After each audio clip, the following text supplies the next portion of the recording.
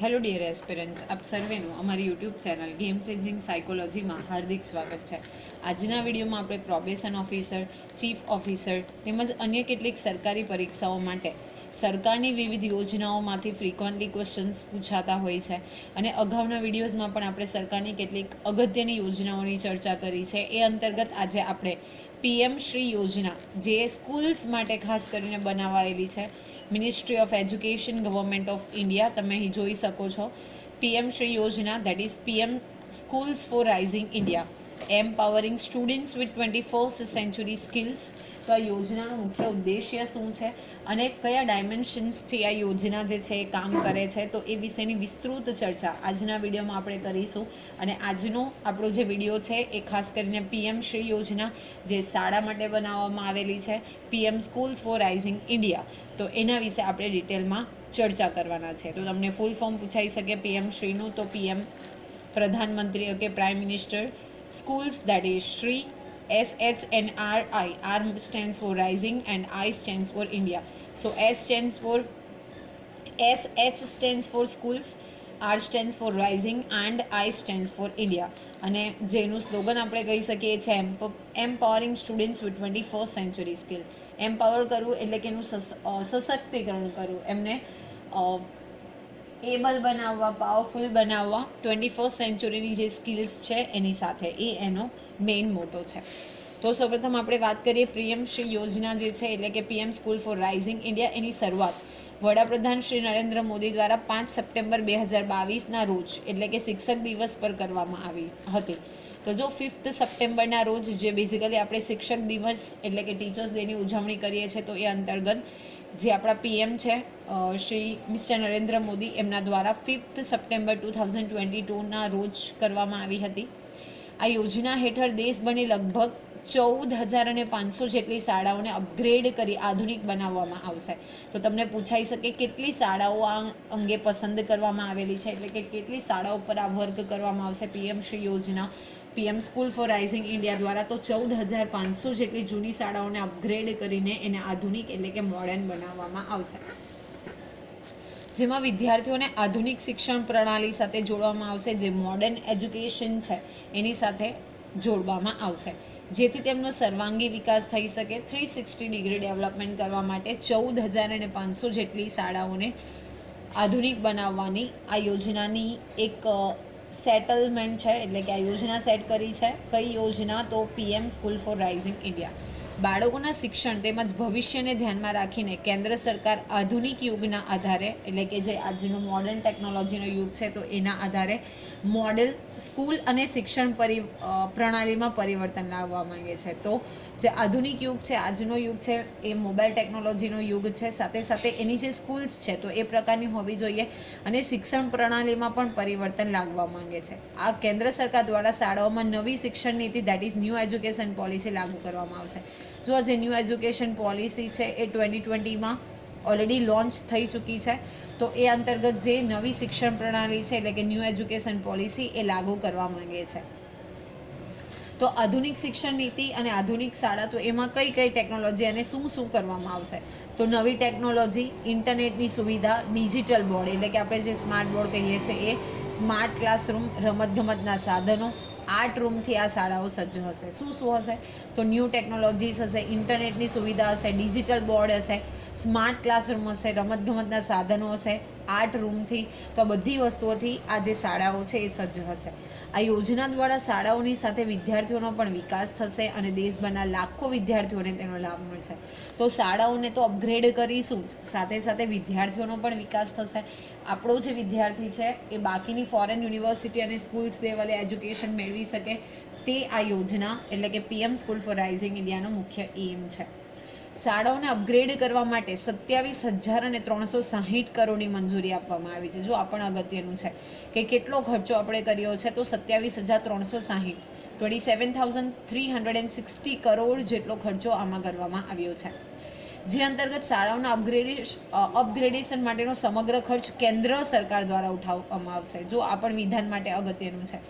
આ સંયુક્ત નથી કે કેન્દ્ર સરકાર અને રાજ્ય સરકારના સહભાગીથી યા તો સહયોગથી કરવામાં આવશે. This is only connected with the central government, તો એનો જેટલો પણ ખર્ચ છે અપગ્રેડેશનનો, એ તમામ ખર્ચ એટલે કે 27,360 કરોડ જેટલો ખર્ચ છે એ ફક્ત ને ફક્ત કેન્દ્ર સરકાર ઉઠાવશે. આ યોજનાના અમલીકરણ અને દેખરેખની જવાબદારી રાજ્ય સરકારની રહેશે. જો ખર્ચ ઉઠાવશે કેન્દ્ર સરકાર, માનો કે ગુજરાત અંતર્ગત આપણે માનીએ, just I am giving the example કે 1-2 સ્કૂલ્સ બનાવવામાં આવી છે, તો એ જે દેખરેખ છે, આપણે ઇન્ટરનેટની સુવિધા પ્રોવાઈડ કરીએ છીએ, ડિજિટલ બોર્ડ, સ્માર્ટ ક્લાસરૂમ, રમતગમતના સાધનો, આર્ટ રૂમ, તો બની ગયા પછી એનું મેન્ટેનન્સ જે છે એની જવાબદારી કોની રહેશે? તો પર્ટિક્યુલર જે રાજ્ય સરકાર છે એટલે કે સ્ટેટ ગવર્મેન્ટ છે એની રહેશે. અને જેને કારણે સમગ્ર ભારતમાંથી લાખો વિદ્યાર્થીઓને આ જે સ્કૂલ્સ છે એનો ફાયદો થશે. હવે આપણે જોઈએ કે આ યોજના હેઠળ 14,500 જેટલી શાળાઓનું આધુનિકરણ થશે. તો કેવી રીતે? તો પીએમ શ્રી યોજના દ્વારા 2022-23 થી 2026 સુધીના 5 વર્ષમાં સમગ્ર ભારતમાં લગભગ 14,500 જેટલી જૂની શાળાઓને અપગ્રેડ કરવામાં આવશે. જો 5 વર્ષમાં આપણે ગોલ સેટ કરેલો છે એ અંતર્ગત 14,500 જેટલી જૂની શાળાઓ છે એને આપણે મોડર્ન કરીશું, એનું આપણે અપગ્રેડેશન કરીશું, જે અંતર્ગત શાળાઓને નવો લુક આપવામાં આવશે, એટલે કે શાળાઓને આધુનિક બનાવવામાં આવશે. આ યોજના હેઠળ શાળાઓને આધુનિક બનાવવા સ્માર્ટ ક્લાસ, રમતગમત, આર્ટ રૂમ, આર્ટિફિશિયલ ઇન્ટેલિજન્સ એટલે કે એઆઈ ટેકનોલોજી, ઓકે, તો આર્ટિફિશિયલ કૃત્રિમ બુદ્ધિમત્તા જેને આપણે કહીએ છીએ, તો એઆઈ, ડિજિટલ બોર્ડ, ઇન્ટરનેટ સુવિધા અને અન્ય આધુનિક સુવિધાઓ પર વિશેષ ધ્યાન આપવામાં આવશે, જેને કારણે સામાન્ય લોકોના બાળકોને પણ વધુ સારા શિક્ષણની તક મળશે અને તેમનું ભવિષ્ય ઉજ્જવળ બનશે. જો ઘણી બધી વખત નહીં, પરંતુ મોટે ભાગે એવું થતું હોય છે કે જે પ્રાઇવેટ સ્કૂલ્સ હોય છે એમાં બધી ફેસિલિટીઝ હોય છે, જેને કારણે એનું ફી સ્ટ્રક્ચર ખૂબ હાઈ હોય છે. એટલે કે જે મિડલ ક્લાસ ફેમિલી છે, સામાન્ય લોકો છે, એના બાળકો આવી સારી શાળામાં ભણી શકતા નથી. તો આ જે પીએમ શ્રી યોજના છે એ હેઠળ બેઝિકલી આ બધી જ વસ્તુઓ, ઓકે, શાળાઓને આધુનિક બનાવો, સ્માર્ટ ક્લાસ, રમતગમત, art room, artificial intelligence, digital board, internet સુવિધા, આ બધી જ સુવિધાઓ આપવામાં આવશે, જેને કારણે જે આ કોમન લોકો છે એના બાળકો પણ સારા શિક્ષણ મેળવી શકશે અને તેમનું ભવિષ્ય જે છે એ ઉજ્જવળ બની શકશે. હવે આપણે જોઈએ આ યોજનાનો મુખ્ય ઉદ્દેશ્ય શું છે. તો આ યોજનાનો મુખ્ય ઉદ્દેશ્ય સમગ્ર ભારતમાં લગભગ 14,500 જેટલી શાળાઓને અપગ્રેડ કરવાનો અને તેમને નવી શિક્ષણ નીતિ એટલે કે ન્યૂ એજ્યુકેશન પોલિસી સાથે જોડવાનું છે. આ યોજના હેઠળ શાળાઓને આધુનિક બનાવવામાં આવશે અને શાળાઓમાં શિક્ષણ માટે આધુનિક નવી ટેકનિકનો ઉપયોગ કરવામાં આવશે, જેથી કરીને ગરીબ બાળકો પણ વધુ સારું શિક્ષણ મેળવી શકશે અને સ્માર્ટ સ્કૂલમાં જોડાવાની તક મળશે. ઓકે, એનો મેઇન એમ જે છે એ છે શાળાઓમાં સારું શિક્ષણ અને નવી ટેકનોલોજીથી શિક્ષણ પ્રોવાઈડ કરવું, સાથે સાથે જે ગરીબ બાળકો છે એ પણ વધુ સારું શિક્ષણ મેળવી શકે અને એ લોકો પણ આ જે સ્માર્ટ શાળાઓ છે એમાં જોડાઈ શકે, એ આ યોજનાનો મુખ્ય ઉદ્દેશ્ય છે. કારણ કે બાળકો એ દેશનું ભવિષ્ય છે અને તેથી ભારત સરકાર બાળકોના શિક્ષણ ઉપર વિશેષ ભાર મૂકી રહી છે, જેથી આવનારા સમયમાં બાળકો દેશના વિકાસમાં પોતાનો ભાગ ભજવી શકે. જો જે સ્ટુડન્ટ્સ છે, ચિલ્ડ્રન છે, they are the resources, they are the future of our country, અને એટલા જ માટે ભારત સરકાર જે છે એ બાળકોના શિક્ષણ ઉપર વિશેષ ભાર મૂકી રહી છે.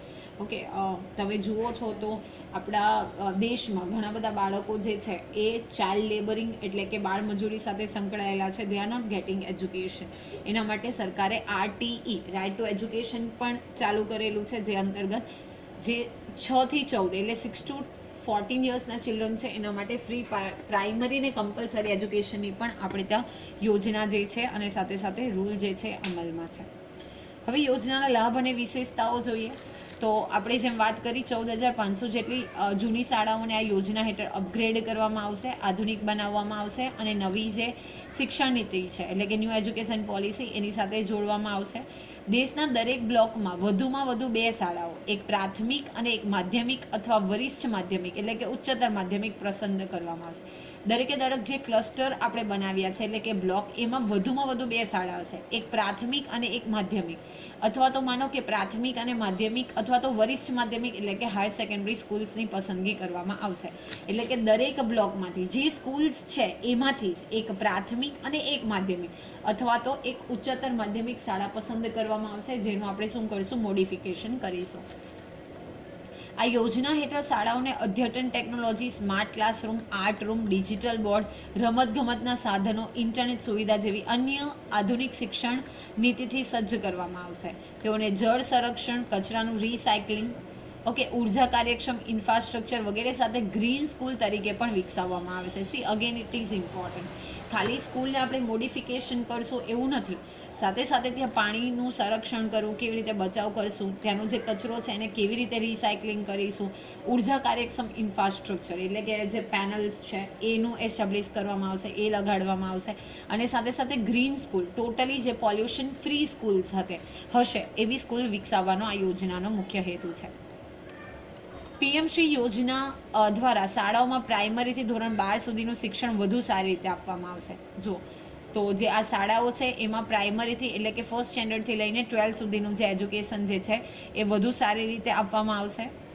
નેક્સ્ટ જે છે, આ યોજના હેઠળ શાળાઓમાં અતિ આધુનિક પ્રયોગશાળાઓ પણ સ્થાપવામાં આવશે. એવી લેબોરેટરીઝ પણ બનાવવામાં આવશે જે સાધનોની રિક્વાયરમેન્ટ છે એ સાધનોથી એ સજ્જ હશે અને એ અત્યંત આધુનિક સાધનો હશે, જેમાંથી વિદ્યાર્થીઓ પુસ્તકી જ્ઞાનની સાથે પ્રેક્ટિકલ પણ શીખી શકશે. પુસ્તકી જ્ઞાન તો એ મળશે જ મળશે, સાથે સાથે જે પ્રેક્ટિકલ્સની રિક્વાયરમેન્ટ છે જેથી કરીને બાળકો એ પ્રેક્ટિકલ પણ શીખી શકશે. લર્નિંગ વાઇલ ડુઈંગ, જ્યારે તમે ભણો છો તો એની સાથે કોઈ પ્રેક્ટિકલ વસ્તુ પણ શીખવાડવામાં આવે તો બાળકોનો કોન્સેપ્ટ જે છે એ વધુ ક્લિયર થઈ જાય છે. તો એના માટે પ્રેક્ટિકલ જ્ઞાન પણ આપવામાં આવશે. શાળાઓમાં રમતગમત પર પણ ધ્યાન કેન્દ્રિત કરવામાં આવશે, જેથી બાળકોનો શારીરિક વિકાસ પણ થઈ શકે. અને જે સ્પોર્ટ્સ છે એની ઉપર પણ આપણે શું કરશું, ધ્યાન કેન્દ્રિત કરશું, જેથી કરીને શાળાઓનો વિકાસ પણ એટલે બાળકોનો શારીરિક વિકાસ પણ થઈ શકે. નવી શિક્ષણ નીતિના અમલીકરણથી સામાન્ય લોકોના બાળકો પણ સારું શિક્ષણ મેળવી શકશે. જે કોમન લોકો છે જે એવરેજ ફેમિલીઝમાંથી આવે છે તો એ લોકોને પણ વધુ સારું શિક્ષણ મળી શકશે. અને આ યોજનાથી ભારતના લાખો ગરીબ લોકોને લાભ થશે અને તેમનું ભવિષ્ય ઉજ્જવળ બનશે. ધીસ ઇઝ ઇમ્પોર્ટન્ટ કે જે કોમન લોકો છે જે સારી શાળામાં નથી જઈ શકતા, આવી ટેકનોલોજીથી સજ્જ શાળામાં નથી જઈ શકતા, તો એ બાળકોને પણ આ પીએમ શ્રી એટલે કે PM school for rising India દ્વારા એનો લાભ થશે અને એમનું જે ભવિષ્ય છે એ ઉજ્જવળ બનશે. તો this is a very nice initiative. અને મેક્સિમમ બાળકો જે છે એને જે નવી ટેકનોલોજીથી શિક્ષણ મળે તો એનો આ સ્પેશિયલી પીએમશ્રી યોજના એટલે કે આ PM school for rising India એનો મુખ્ય ઉદ્દેશ્ય છે. તો આશા રાખું છું કે આજના વિડીયોમાં તમને સમજ પડી ગઈ હશે. અને જો તમે આવા વધુ વિડીયો મેળવવા માંગતા હોય તો અમારી ચેનલને લાઇક, શેર અને સાથે સાથે વિડીયોઝને લાઇક, શેર કરશો અને ચેનલને પણ સબસ્ક્રાઇબ કરશો, જેથી કરીને તમને અવનવા વિડીયોની અપડેટ્સ મળી રહે. અને thank you for watching the video. Have a nice day.